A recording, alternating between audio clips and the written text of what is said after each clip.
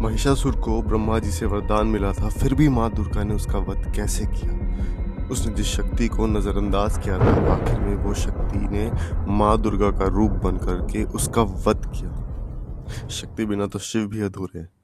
बिना शक्ति के इस ब्रह्मांड का कोई अस्तित्व नहीं।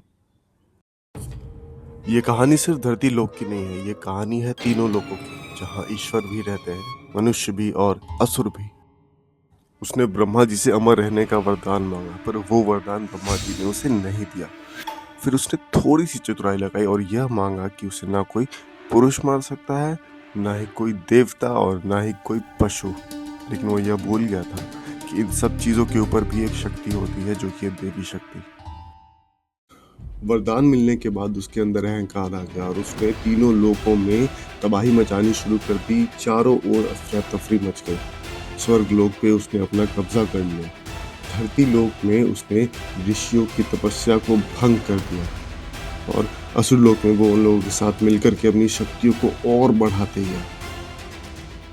जब महिषासुर ने तीनों लोकों में त्राही त्राही कर दिया और कोई भी देव उसे रोक नहीं पाया, तब सृष्टि के रचयिता ब्रह्मा जी और सृष्टि के पालनहार विष्णु जी और आरंभ से अंत तक ले जाने वाले महादेव, तीनों ने अपनी शक्तियों को सम्मिलित किया और एक दिव्य शक्ति प्रकट की, जो कि थी माँ दुर्गा।